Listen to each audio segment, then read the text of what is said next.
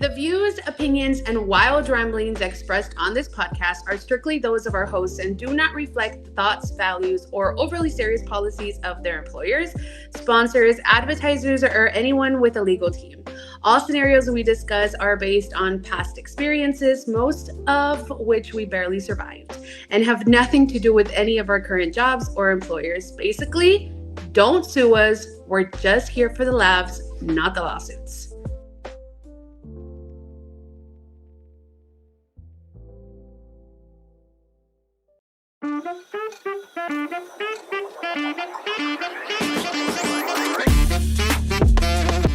Welcome to the Four Friends Trying to Figure Out HR, the podcast where we blend workplace drama, HR nightmares, and a way too much oversharing into one wildly inappropriate package. Your hosts, they're a real dream team. First, we have Mama Mel, the HR queen with a knack for keeping it real and breaking the rules when nobody's looking. Heavy on the no one's looking. Next, we have Dr. Green, the one with all the fancy-ass degrees and the questionable sense of humor. E equals MC squared. Such a nerd. I'm the Big Llama. I come for the big laughs, the bigger opinions, and absolutely zero filter, because I don't even know what that word means. And last but not least, we've got Jake from HR. He's not wearing any khakis, and it's questionable if he's even wearing pants, but he is here to ensure that we're breaking HR guidelines just for fun. I'm always here to judge. So buckle up, grab your handbook, maybe a cocktail, and join us as we figure out HR one awkward scenario at a time.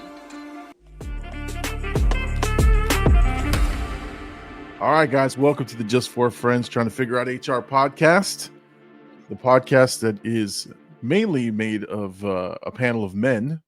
And because Mama Mel is out on maternity leave, and for those of you who want to know, we got a chance to see baby Noel's, not Nolls. We got a chance to see the baby, and mom and baby are doing amazing. Can't wait to have her back on the show. We did tell her that her FMLA leave is expiring soon, so she's going to have to come back to work at some point. Especially with the abandonment issues that I'm feeling here. Just now. Yes, exactly. I mean, we've been on our own. And we're flying off the rails every episode. So we need her back. We need her back. Before we get started on today's topic, guys, if you will notice, if you're watching on YouTube, obviously you've seen this, but if you're not, I am wearing the classic I Love HR hoodie, team Big Llama shirt. If you guys want to support the channel, you can go check out the merch store. The link is in the description. But check out our options. Support your favorite from the podcast.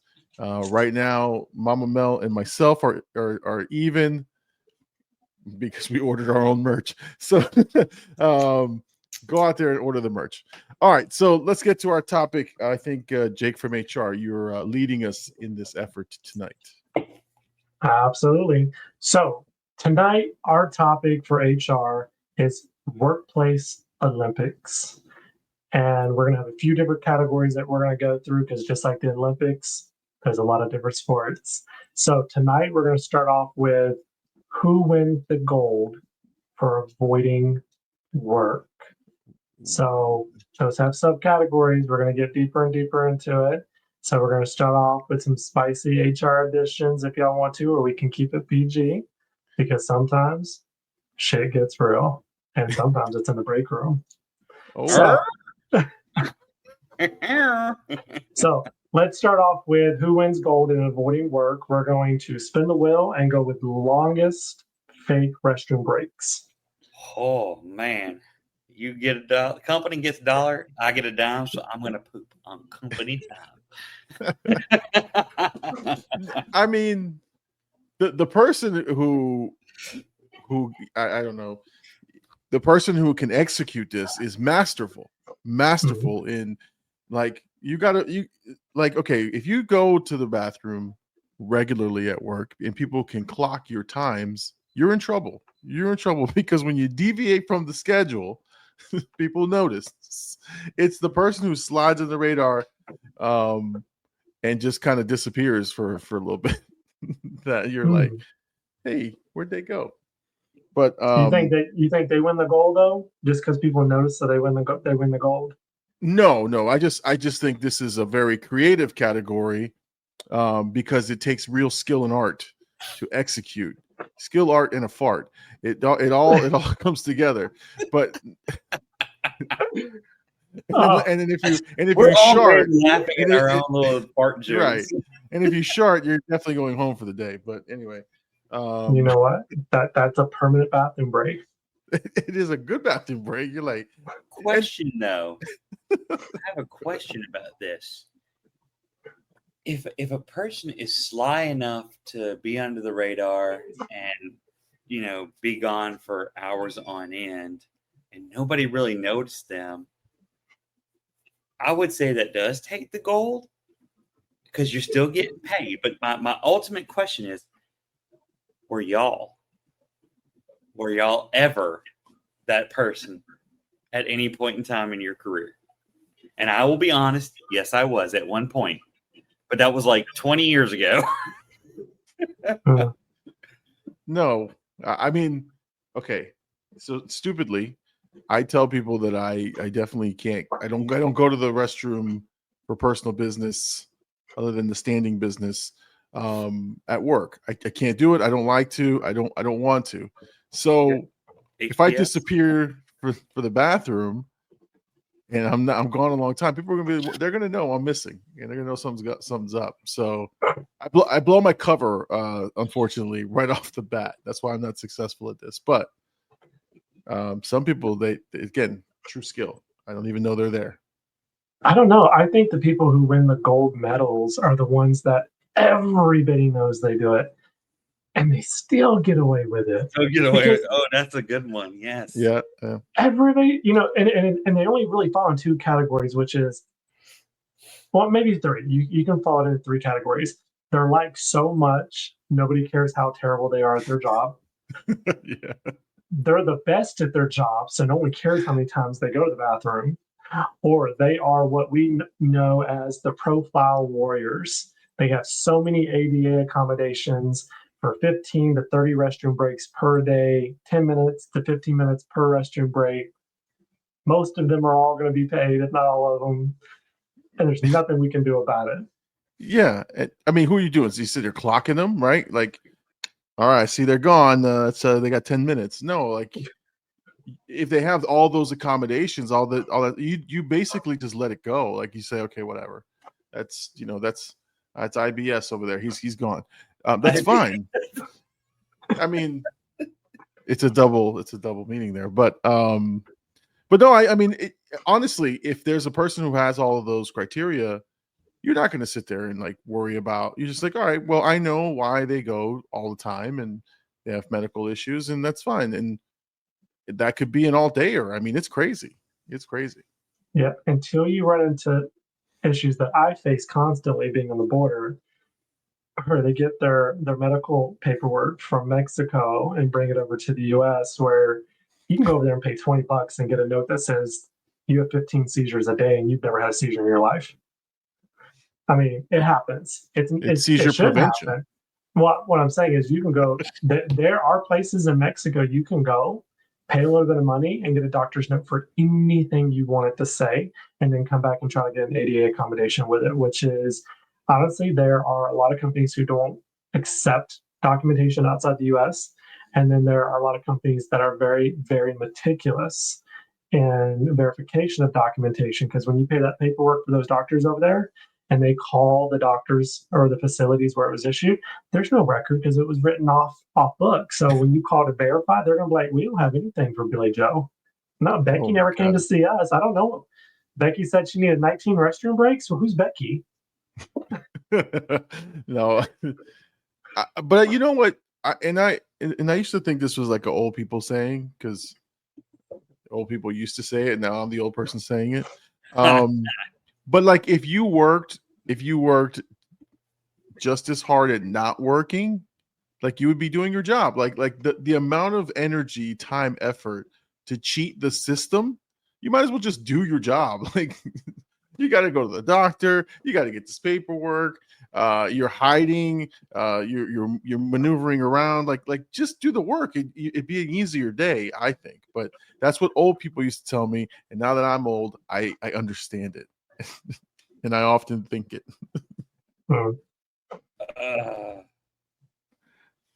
What about you, Dr. Green? Well,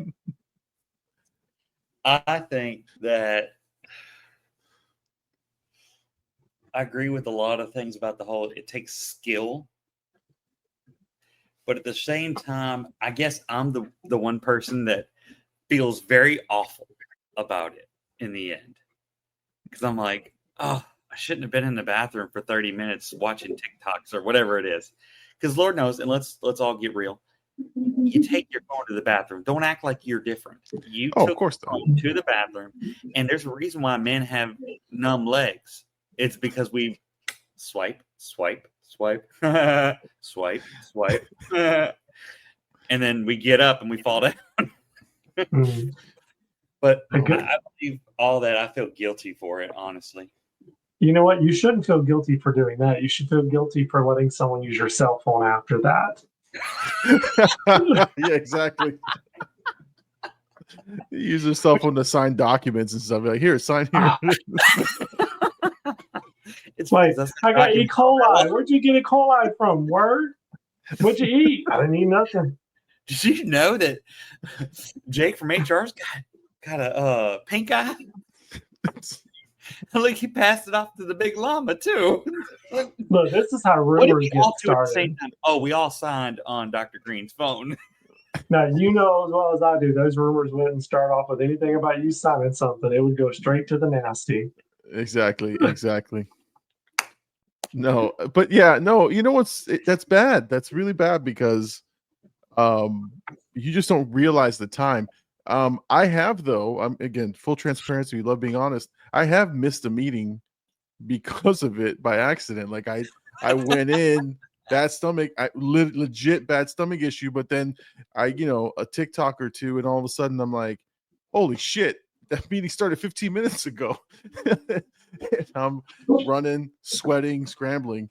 So yeah, it's a problem. But hey, if you can get away with it, I say you win the gold. So far, maybe I need to be convinced of other scenarios, but longest fake bathroom break is a good one. This topic, I think, is absolutely hilarious for many reasons, and there's so many rabbit holes we can go down. It's not even funny, but it ties very well from a comedic perspective into the next topic, because those people who do disappear a lot to go to the restrooms, I can only imagine that person that puts it as their out of office notice or unavailable notice. God. I'm not available right now. I'm at the restroom. Please leave me a message. But that goes to our next topic, which is the most creative out of office messages or unavailable messages that we put on our email and our Teams. Oh. I would love to see someone that put on there that says, right now, I'm currently unavailable. I'm in the restroom. Something comedic. It would be hilarious. I'm taking and then you say, I'm taking a, and then there's a poop emoji because we're all just 5. We're all 5 years old. Hey, a well-placed poop emoji is comedy gold. I mean, let's just call it that. It's I giggle every time I see it in a text message or somewhere, some silliness. I'm like, that's a poop emoji. You know what? Someone should get that as a costume for Halloween and wear that. We need to go to an HR convention and then wear that as one of our outfits, and then watch our podcast at blah blah blah. So, Big Llama, what would you say has been the most interesting out of office message that you've come across? So I don't think it's necessarily as funny, but the most interesting one is the person who got in trouble for not using out of office messages. So then, being a petty patty, they go all out. They go extra on that out of office message. I'm out of the office at exactly 3:00. I will be back at 8 a.m. sharp. I cannot touch emails until like they legit go through the entire write-up that they had on the out of office message. I've seen that because you have the micromanager who I didn't know where you were between 8 and 9 because you didn't put it on your out of office. But that's I love to see it because I know they got in trouble. It's kind of a dick move, but I love it. Because it's a little bit of like pushback to management. Like that's not ever going to happen again, and you'll see. What about you, Dr. Green? Give me your wild stories. We know you got one that involves crawfish on the out of office message. No, but I have seen someone, and it's look, it's just like I tell my managers. I tell them, like, look, I don't want to know about your medical issues. I don't want to know about any of those things. Well, this is before I got into the position I am. In the last 10 years ago, I had a email come across from a client or a vendor, if you want to say. And it said, I am currently unavailable. I'm too busy vacationing in the Poconos. So feel free to not reach out. Dead serious, not joking, 1000%. And I was just like shocked that nobody has told this girl, hey, you probably shouldn't put number one, nobody cares where you're at. But two, you shouldn't put feel free to not reach out to me is really not a very professional way of saying, hey, go reach out to Karen or Becky because they're here for you. No. So that's kind of one of my wild stories is I was blown away. And at that time, I wasn't even in HR. So I was like, okay, well, that wasn't me. If you think that is wild, I had someone put on their out of office message once. What did they say? They said, I'm unavailable. If you need assistance, that sounds like a you problem. Figure it out.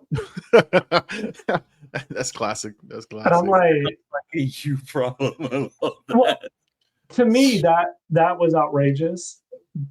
But what murders me more in my head is not even those crazy ones, because I can actually see why people act like that. What kills me is when I message someone and I get their out of office message reply back, and it's 3 pages long. Oh God, with instructions. With instructions on every single department that exists within your organization, who to call. Don't get me wrong, I get if it's your roles and responsibilities, but like, let's say that they work in accounting. They got references for HR. They got references for QHSC. They got references. Every single person in the dang company. I'm like, you don't even have any. Why would someone even be reaching out to you for this information? That's not even your business. Right. Yeah. Don't go reach out to the CEO. He does not need to be reached out to.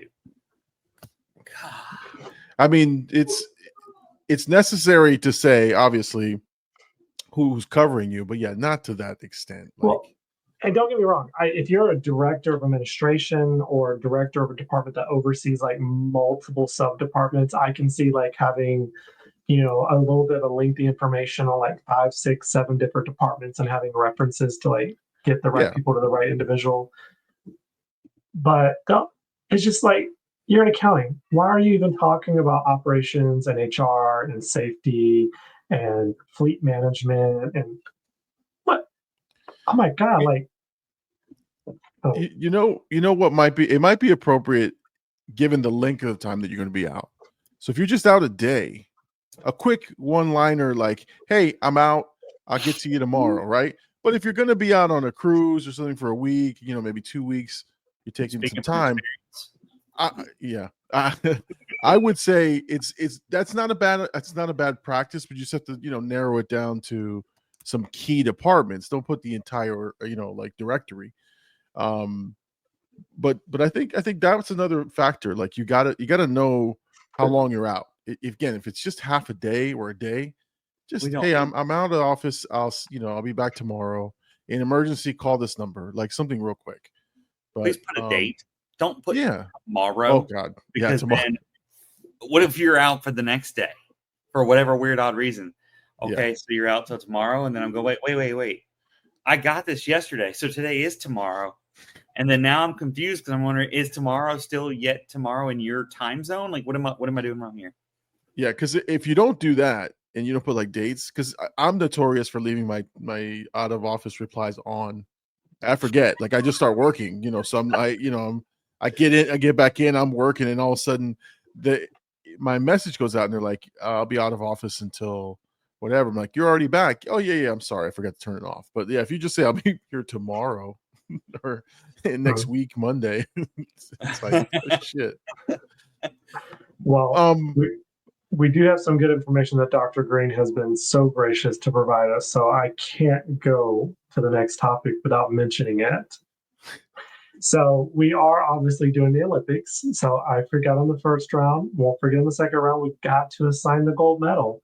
So here, the gold medal goes to Mysterious Megan, whose auto reply read, I've gone off grid to a silent retreat in a remote jungle. I'll return once Mercury is out of retrograde or when Karen stops emailing me, just following up.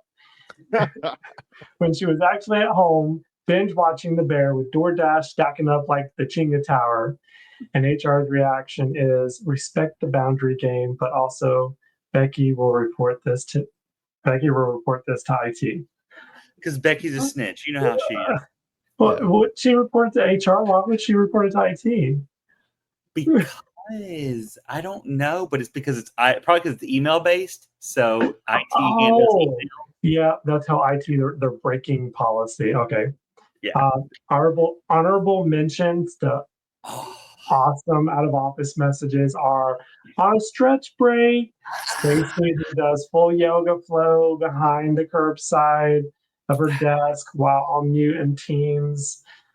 She's stretching. She's on a stretch break. So if you email her, she'll get back to you. So please, Becky, don't follow up. Meeting Marathon Mike, who stacks his calendars with fake invites so no one can book him. And he even has recruiting meetings called QT Mindful Synergy. I feel Not attacked. gonna lie, I feel a little bit attacked myself because I have stacked my calendar not with fake invites. I don't want to lie, but I do stack with my time that I can focus on my synergy, my work, my stuff I got to do. Yeah, exactly. As I say, I feel attacked, but it's for good reason. Like, you have to break it. Like let me go in depth on this one, just for the pure fact of because I actually had a leader at one point in time told another leader in a past organization that delete all that junk off your calendar because if it's not work related, then it doesn't need to be on there. And like the audacity, because I knew the person and I looked and I saw the calendar and I'm like, that's legit. Like everything was legit. It's just that in HR, sometimes we talk in code. Right. We have to talk in code because if they don't allow you to privatize your calendar where not everybody can see it, then it becomes a problem. So you have to code word everything. So this leader was like, that all that needs to go because that's all personal stuff. And we're like, no, that's work stuff. We're just talking code because you won't let us privatize our calendar. Hey, so I'm sorry. I can't put. Oh, go ahead. No, you go ahead. I got my train of thought. Oh no! I was just gonna say, so I can't put workforce reduction on my calendar invite. RAF? Anybody want to know what RAF? Riff, separation, packages. What do you want? Riff, step, change management. Change management. Org structure change. You want that? Restructure. Oh my God. Now, maybe it's just me, but I have to put my personal things on my work calendar because if I have doctor's appointments where I'm going to be out of office, I will forget, or I'll end up booking interviews or meetings on days that I'm not going to be there. And then I have to go back and reschedule those and look incompetent because I didn't could you imagine sitting there every single day with two calendars trying to make sure that they're aligned versus just using one? Book it on both. I don't care. So the next person that's listening to this, if your boss or anyone ever tells you, don't put your personal things on your work calendar, you let them know, say, well, I'd love to know how am I supposed to balance my time without seeming incompetent or unprofessional if I don't know what I'm doing personally during work hours. And of course, it's going to be covered through your boss being made aware or PTO being submitted to account for that time away from work. It's not like I put doctor's appointment, but yet I'm over here getting paid when I'm at the doctor's appointment, not unless you're salaried. But the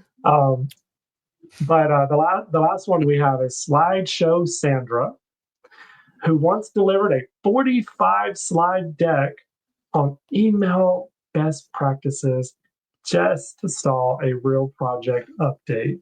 I feel like I've seen this a few times at a few different companies. Yeah, there's always one. There's always one. Yeah.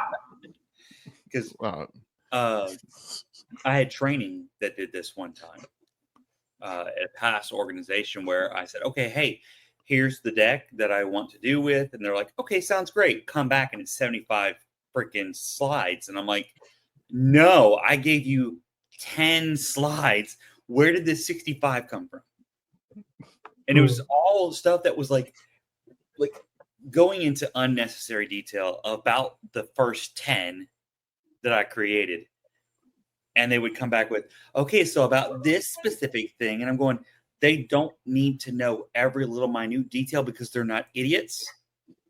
They're working here. They're employees. So they have some type of competency that it's okay to get rid of the 65. And it was like an argument. Get rid of the 65 slides. So that was my opinion. Yes. They went down to 45. Right, exactly. Shave 20 off of that for you. You know what? I absolutely love this next topic. Performance reviews. Does it feel like speed dating? Because they really do sometimes have the same outcome. I love this. I'm not even going to go any further. I'm just going to period, mic drop, Big Llama go. So I loathe performance reviews because essentially I've written mine many times. So that was fun. It's always fun to write about yourself. And okay, so I think I've shared this before, but I've purposely write things in my performance review on purpose to see if you check it. And almost every time they don't. And I have performance reviews, I have them written down where it says Kenny is the greatest that's ever done XYZ. Kenny is the most amazing person that we've ever met. Like I'll just pepper it in a sentence here and there just to see if you check it. He is 100%. When they ask me to do self ratings, I give myself the top rating. I give myself the top rating on everything. Don't ask me. I feel good about myself. But you know what? The next time you do that, Big Llama, I want you to put in there, and don't use numbers because numbers stand out. Use all letters and put that the company is committing to give you a $45 an hour raise. And I mean, you know what? The HR part of me wants to look to see if that's legally enforceable, because if you put it on your evaluation and your manager signs it, depending on what level they hold. We do not condone bad behavior. Okay. No. Make sure we know that. No, but it's just I just want to see if you can get it to go through, and then that leaves you some wiggle negotiating room there for some annual raises. Yeah, raise. So, okay, if you can't do 45, let's do $25. Yeah, exactly. No, but it is speed dating in some cases because they don't know what you do. They're making something up, and the most embarrassing thing, the copy paste. I think it's on here. The copy paste is so funny, and then the his and the hers, like changing your he is awesome to she is awesome. Like you forget to do that if you do like a copy paste. Hey, hold on. We can't. I'm just saying. I'm just saying, in general, like totally, like you copy pasted this You shit. know, you Like, copy and pasted the shit. right. You forgot to change one paragraph, and I'm a she the entire paragraph. So I'm like, okay, you put a lot of thought into this. Yeah, no, especially with, and which we all know, just like kind of like we said earlier, was that we've all had a rater who we're like, we are awesome and we know we're good because we're good at what we do. But the part that would blow my mind is not just like the copy and paste, just the stuff that you don't have to feel obligated to put something bad. There's no obligation. Right. So give your rating and say they have room to grow. Now, don't put that every year, because then it's just going to be the person to be like, what?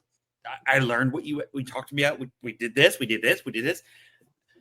You don't have to necessarily put something bad. Put something encourageable or something that can make you, and that's not even a word, but something that can grow you as an individual within that practice. Don't just say, oh, well, they did really bad on this, or, they mask humor to create relationships, whatever it is.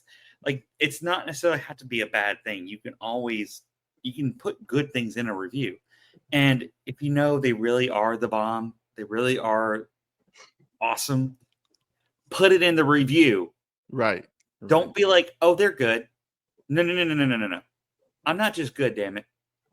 I'm awesome. So put it in there. Just saying. But you're never going to get the top rating because they don't give away the top rating. No, because you have something to work for. Yeah.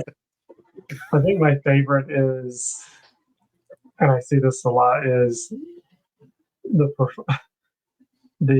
performance reviews or the one-on-one meetings where they simply just say you're not meeting expectations. Yeah, like what? What about the history though? See, that's the part where you have a perfect. Let's do the 360. And for those who don't know what that is, the 360 is one where you give a whole entire view of the year. So it's a all-around view. And you get first quarter, second quarter, third quarter, and then fourth quarter comes around. You were doing fantastic. You get to that last part, they do the 360, boom. They failed to grow here, and here. Or they failed to do this, and this. I'm going, nah, asshole. The last few quarters, I've been doing fantastic. You even told me. So why is this different? Yeah. You have to sometimes stand up for yourself when it's correct, when it's right, when there's evidence and proof. That's what I believe. You know what?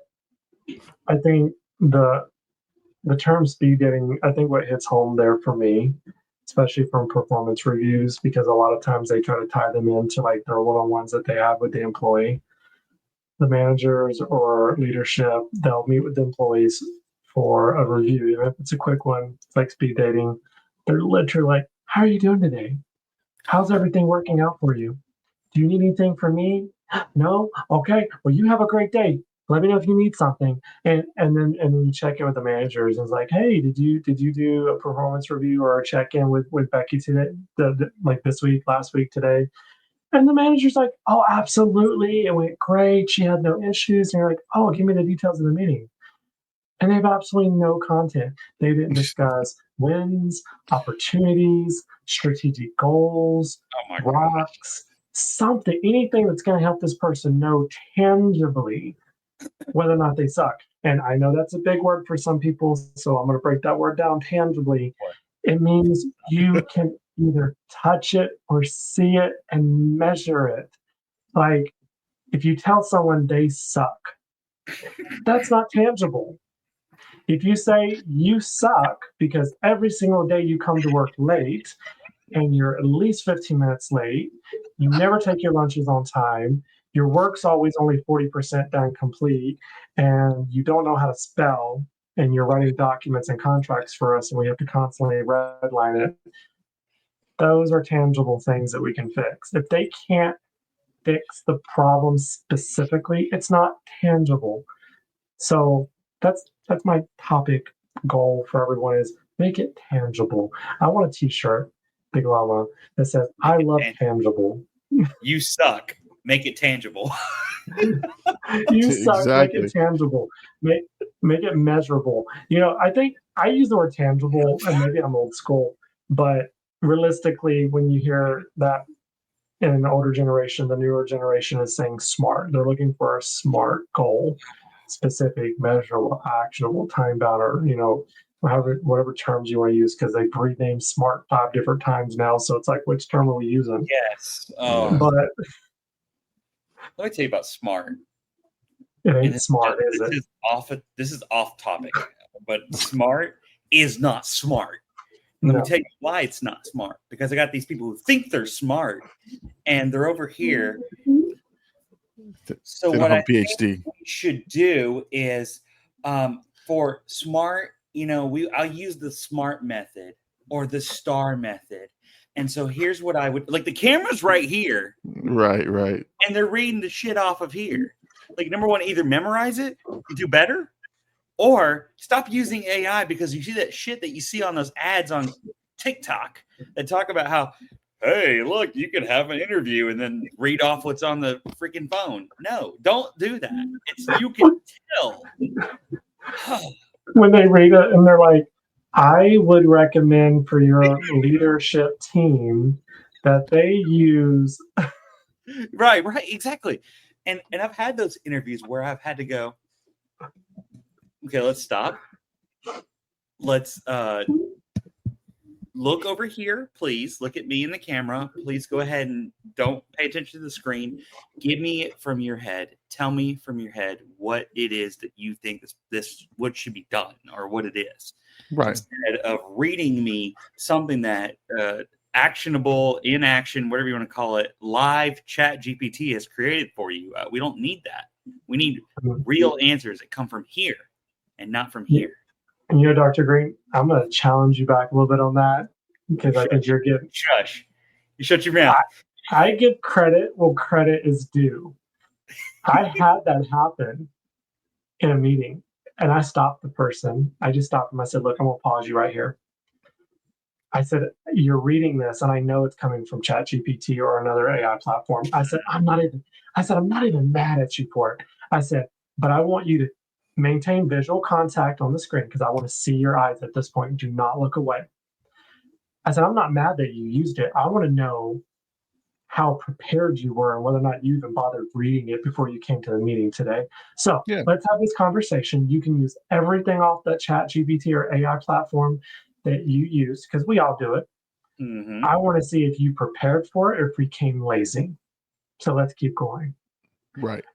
And honestly, that's what impresses me on whether or not they read through it and prepared to speak to it, and they just let it get to them mentally because they wanted to be so right they were reading it. So I caught you, but I'm not getting on to you. I want to see how well you prepared for today. So let's keep going, because I'm going to give you a different grade for this bucket. He's so much nicer than I am. I'd No, be like, but- nah, it's over. No, I mean, we all have different strengths and weaknesses, and if that's what they're doing with integrity, of course, and with limitations to win at work, I'm okay with it as long as they're doing it the right way.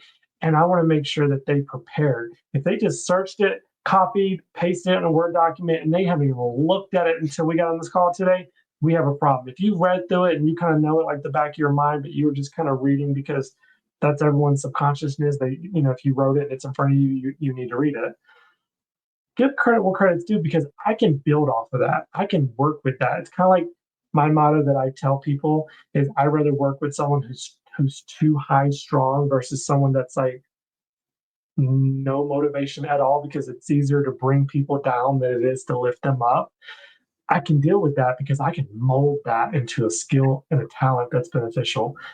But if you didn't prepare and you had actually no effort into even cheating properly, I can't work with that. Cheating. Yeah. I can't. Well, that's measurable. Yeah, well, smart. Exactly. We're using the STAR and the SMART and the tangible method. It's measurable. You can touch it. Yes. Touch it, measure it. Love it. But no, I'll say this, and I think we go to the next one. But I think the best reviews I've ever had were like 15 to 20 minutes max. and it literally was a conversation Mhm. about and they knew what I do. Like they acknowledged the good, the bad, whatever, but it was a conversation. It was, hey, you've done a great job this year. First quarter was great. You look, you did this, and this. I have a couple of bullet items here. Like, that's a conversation. I know that they know the stuff.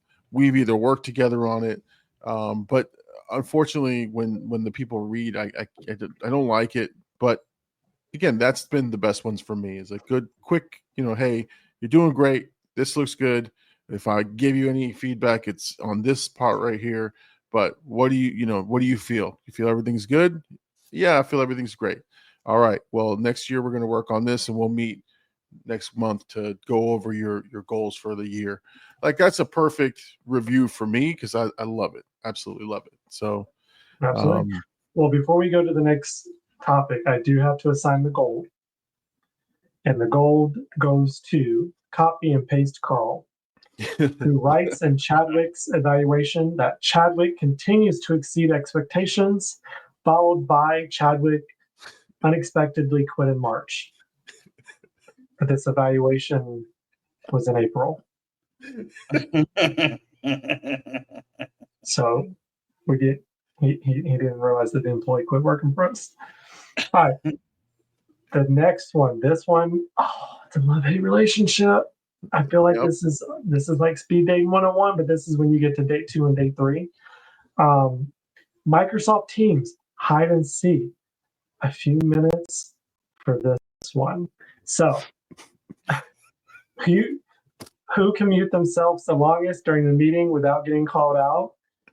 Before we start going down that hole, I want to talk about hide and seek on Teams. And the reason why I want to talk about this is because, oh my God, there's so many different routes we can go with.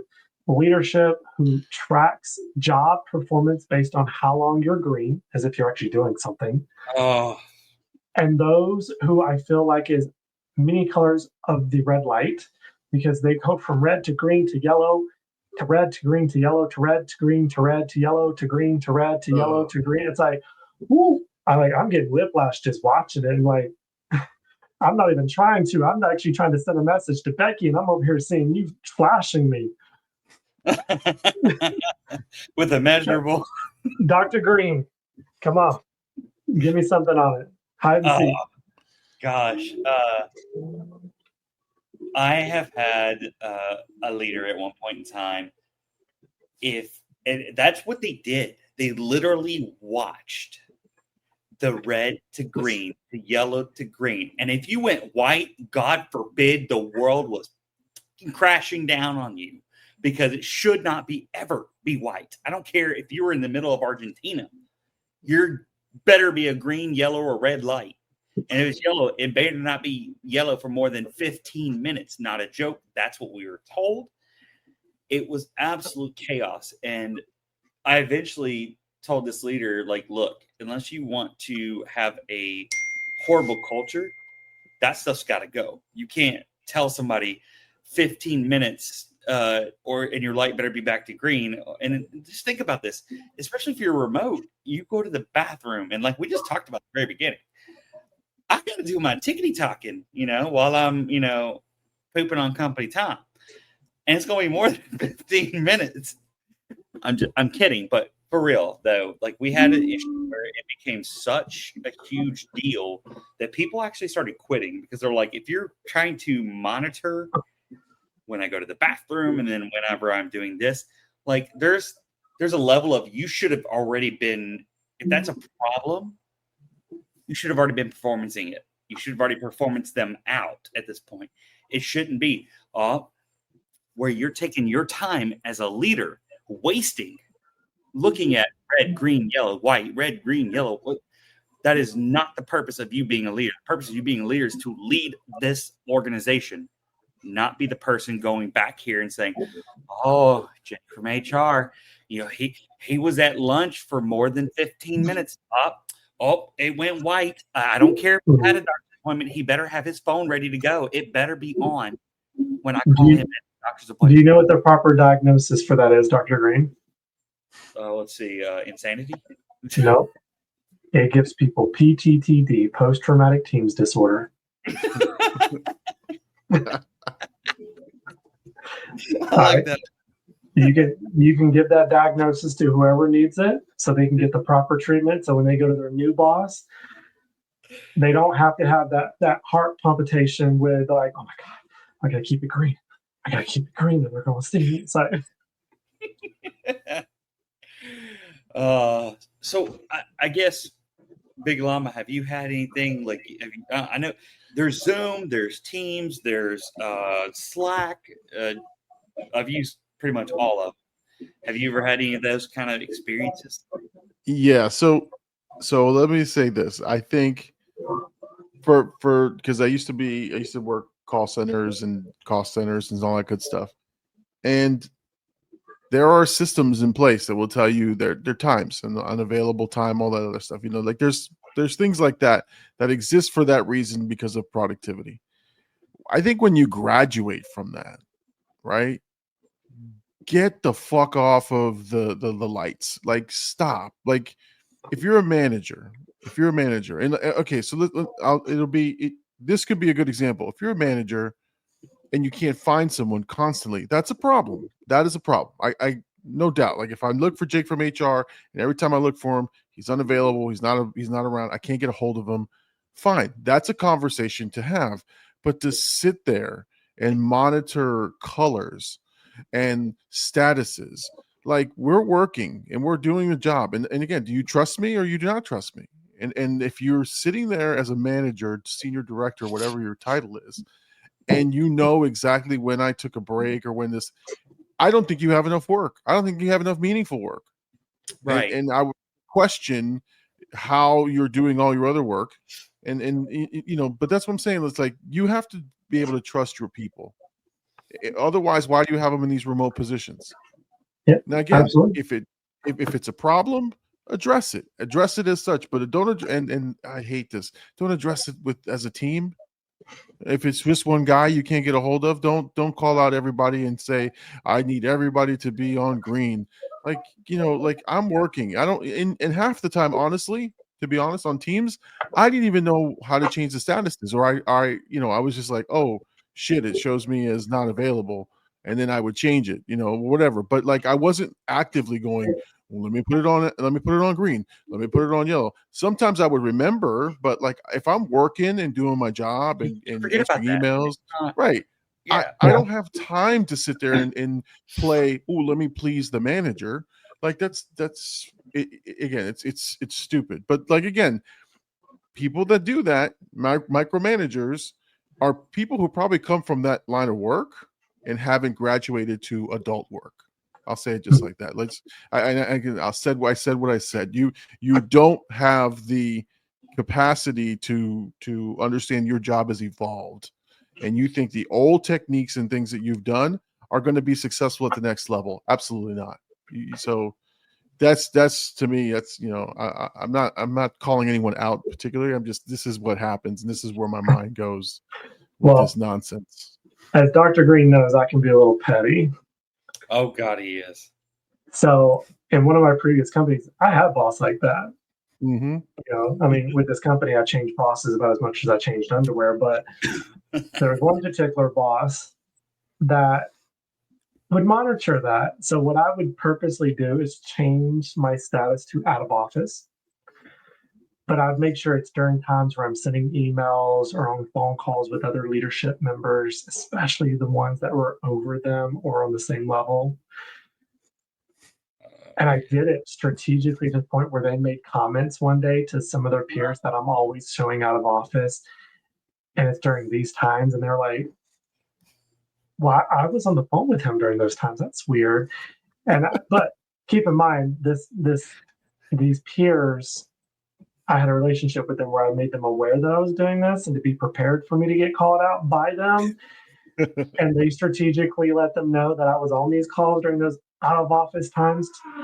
And it was hilarious because it made them look so incompetent in front of the entire group of leaders that they were talking to, that they had someone with a very good reputation to contradict them about what they thought of one of their employees. Oh, it was so funny. Oh, I'm sure it ruined their credibility. But don't do that. Don't be petty. Okay. Learn from my mistakes. But I will tell you that there are times where I was working at night and I'd get messages from another supervisor they were like, "Why are you on your computer? It's 9 o'clock at night. You need to be off your computer." I'm like, first of all, I'm sorry. Get away from me. And two, why are you looking at Teams at 9 o'clock at night? Like, why are you worried about what I'm doing when I'm working? Like, get on my business. Like, I don't hear you complaining when I'm on time with my task, but yet you want to write me up when I'm behind. Right. So choose. So, but no, I know that I took this topic a little bit like 160 in the direction that we wanted to, but when I saw Teams hide and seek, that's the first thing that popped in my head, because I feel like people are playing hide and seek on Teams, and it's either because they're trying to hide and not be sought, or they're not hiding, but their bosses and people are thinking that they are, just because they went yellow or they went, white for a moment. And it's like, you have to understand, especially in our industry, we're on conference calls, we're attending meetings with operations. There are times that we haven't touched our mouse for 30 to 45 minutes. So yeah, and then God help us if we go to a recruiting fair and we don't touch it for more than a few hours. There's going to be times where we're not available, and then you have to think about leadership and operations. They're going to go dark sometimes. They have meetings, they have one-on-ones, they have floor walks and other managerial duties that take them away from technology.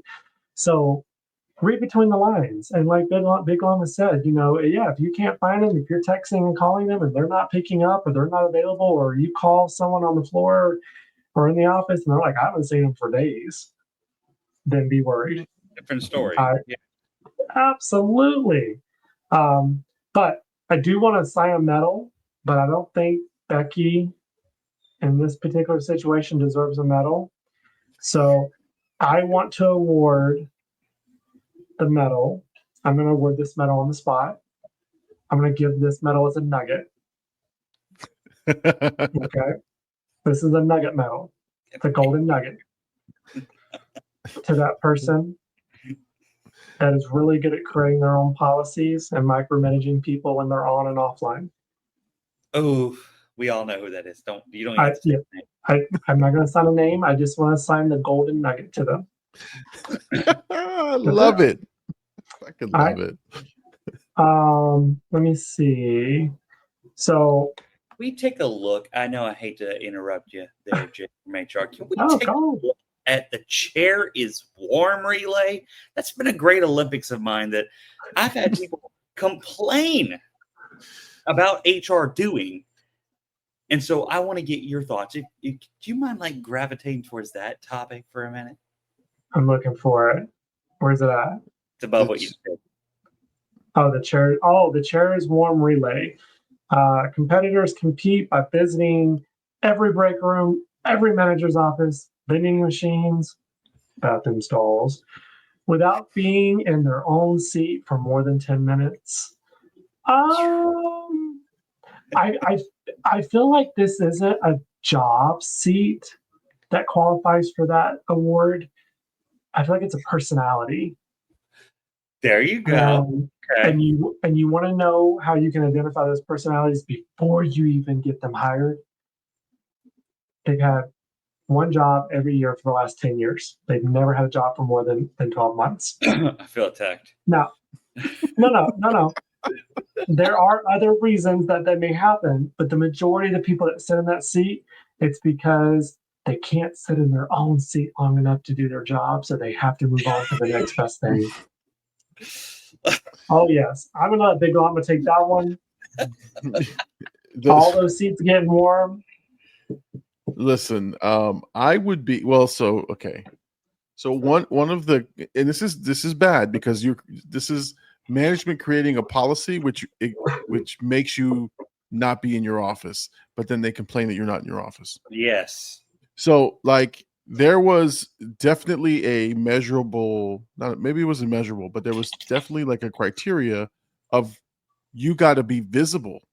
You got to be walking around, right? Talking to people, taking the pulse of what's going on in the building. And so you do that. And then you get complaints like, well, they're never in their office. Every time I go there, I can't find them. I'm like, which one do you fucking want? Do you want me to sit here and like answer? Or do you want me to walk and do the relationship building that you're asking me to? You can't have it both ways. I can't be in two places at once. But that's what I this is the chair is warm. I honestly, I did this really well, but at the same time, it was it would eat at me that I wasn't available for someone who had like a legit question. But I was just trying to do what my bosses were telling me, which is make sure you're visible, make sure you're around, make sure somebody sees you. And I'm like, all right, you've seen me. I've been doing the relay here from 8:30 to 9:30, but now I got 6 people who sent an email saying I can't find the HR guy. So yeah. I feel like I remember that because I think the solution that they came back with as a leadership team was to assign office hours. Oh, Jesus Christ. But hold on. It better not be them bankers' hours because I don't work them. Well, actually, I do. But you know what I mean. Yeah. So I agree with you on so many levels, especially for certain industries, certain job titles, that it really is a balance of being in your office and being on the floor and walking. And you can't assign a designated time every day to do it. You can't. Like, first of all, your schedule, especially in HR, revolves around the people you support, the company, the business, the operations. So how are you going to assign office hours every day from 1 to 2 and then attend operations, meetings with their leadership and their customers and their employees when they don't even have them at a set time because their meetings are based around their needs and their customers and their clients, which constantly change. So how are you going to have a set schedule when the people you support don't have a set schedule? And you have to revolve to accommodate them, because if not, then you're going to get accusations and complaints that you're not accommodating as HR. So there's no one scenario that fits every single company, every single seat, every single person, every single location. It's fluctuating, which is why we have adults who sit in these seats, and you have managers who do effective follow-up and one-on-ones with their team to make sure that they're being effective without micromanaging their day-to-day operations. So, yeah, no, I agree with you, Big Llama, 100%. Listen, let me tell you the best part of this office hours thing, and I smiled and chuckled. I was assigned an office hour, or at least said we had to put out an office hour, and then I had to go sit in a conference room, like a centrally located conference room. So obviously, between the hours of whatever to whatever, I was not in my office. So you couldn't find me during the office hours. And so I basically sat, and I was doing my job. I was sitting in a conference room dedicated for 1 hour, just waiting for someone to come by and talk to me. So wait, so is that where you set yourself up for your office hours? Yeah, well, they told me, they said, don't just sit in your office, because then you'll get questions from like the general staff, right? Go to a conference room so that the leadership team can find you and they have dedicated time to you. So I was like, not a problem. I'll be in the main conference room from 2 to 3 every other day. Hold you 3 o'clock. That makes sense now. We're not even going to talk about the struggles of change management to effectively make this happen so that people know and can react properly. We're not even going to touch on that topic. No, exactly. I was doing what I was asked, and it turned out I was wasting time, and I hated it. Yeah. Or you had a facility with 1,500 people in it, and the same Becky knew your office hours and was in your office every single day during office hours, so nobody else could talk to you. And of course, Becky's talking to you, so your door has to be closed. So now you're unavailable during office hours. Because of damn Becky. I'm like, She's a oh, I feel like an owl over here. I'm gonna start hooting at people. You know, you bring up a lot of good, valid things, and I think a lot of the source of the problem is that, and I say this confidently, we are high performers, and I think I've seen it a couple of times where it's been said that you can't.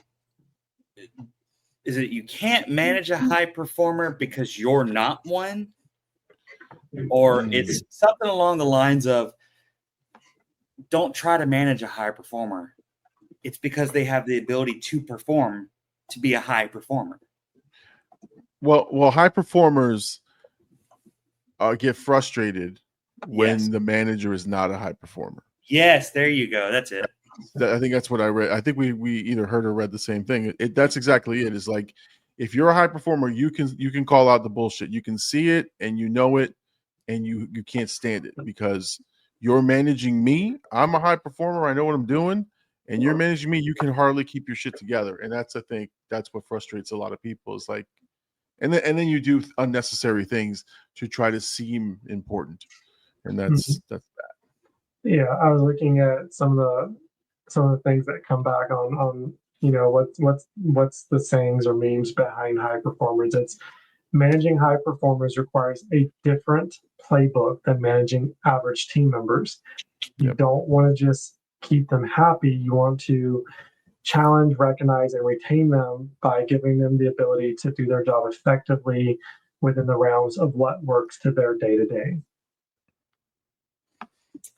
No, I agree. Absolutely. You just gotta be understanding that you need.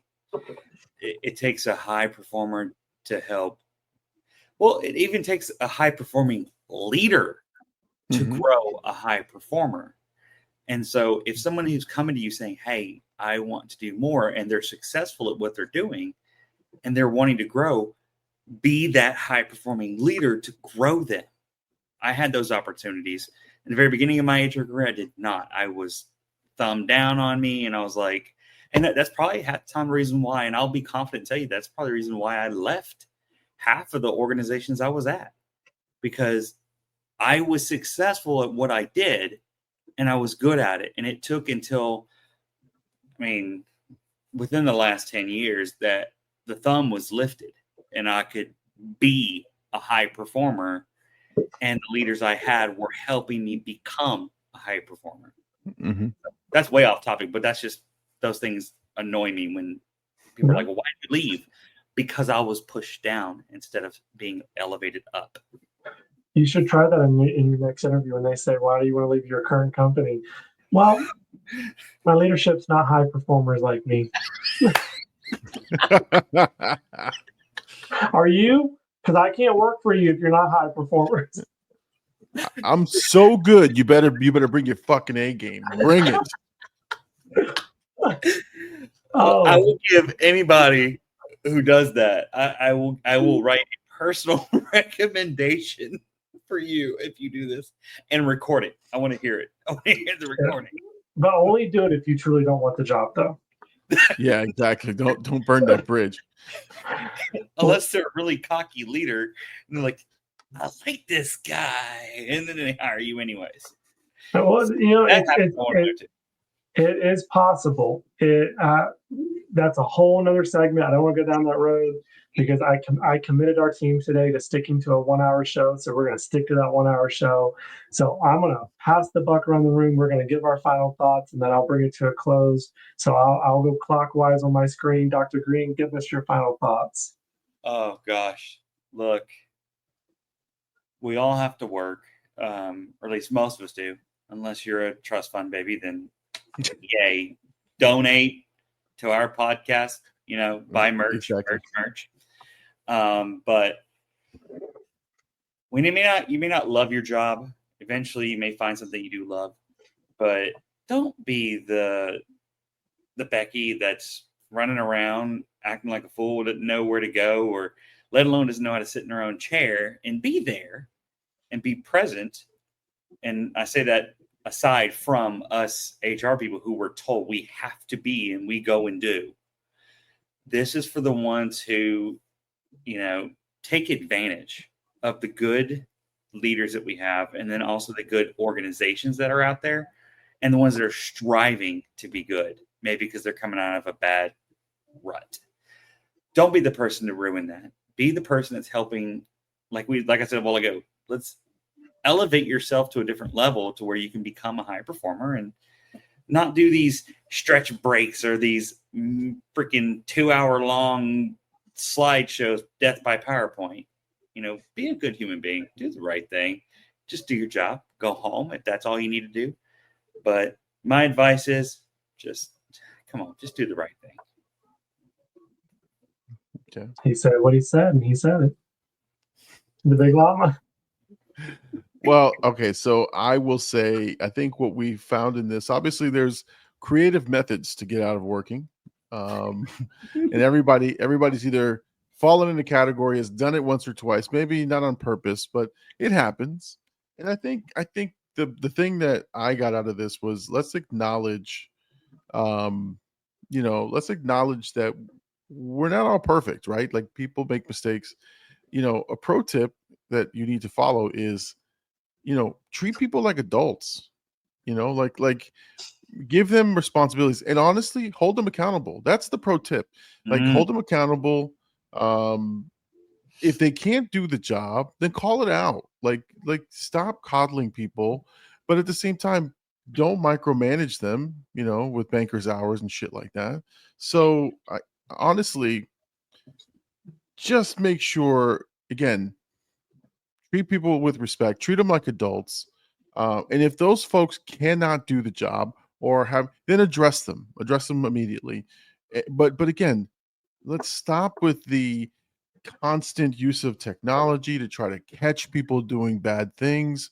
More than likely, most people are trying to do a good job. They're trying to work the best that they can in the situations that they're in. Give them a little bit of grace there, and again, stop looking for things to write them up about. If they're bad, and that's when you write them up. But if they're just working through, and maybe, and last thing, maybe it's just not the way you want it done, and that's understandable. If you're a leader, you want things done a certain way, but explain it to them. Tell them why you want things a certain way. Explain why you want those things, so that they understand what they need to do to be successful in your eyes. Don't leave it to a guessing game, and definitely don't wait till the performance review to tell them that they're not doing something well. So that's all I got. No, like him, mic drop. He said what he said. That's my new saying. What about you?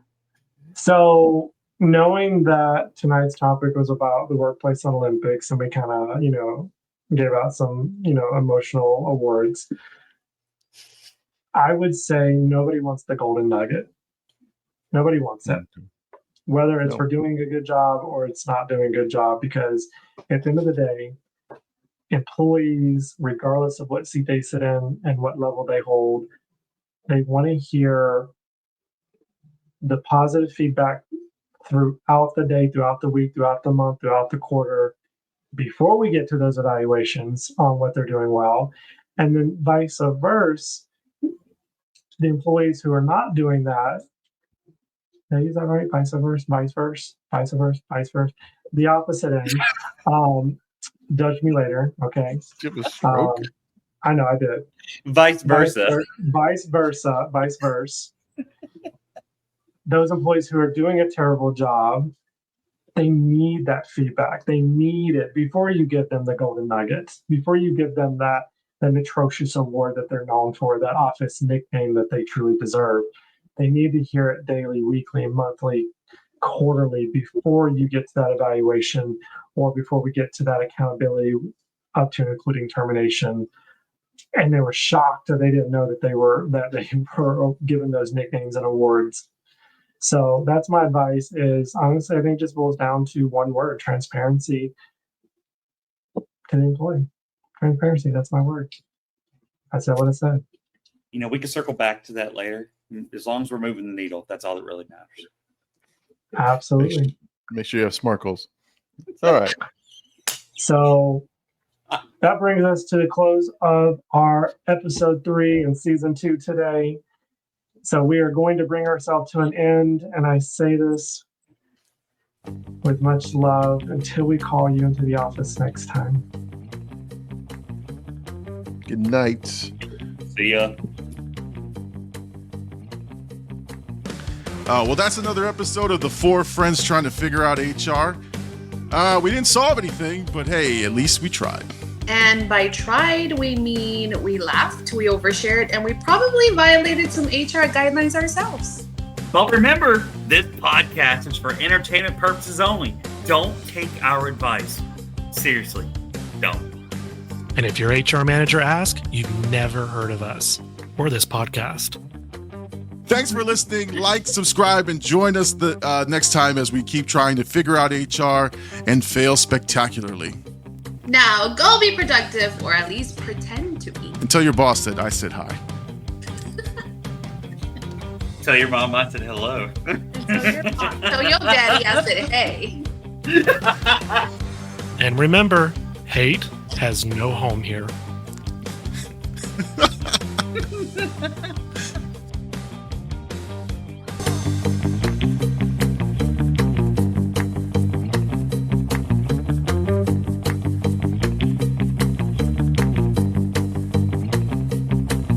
Thanks for listening. We'll be back next week again for a fresh round.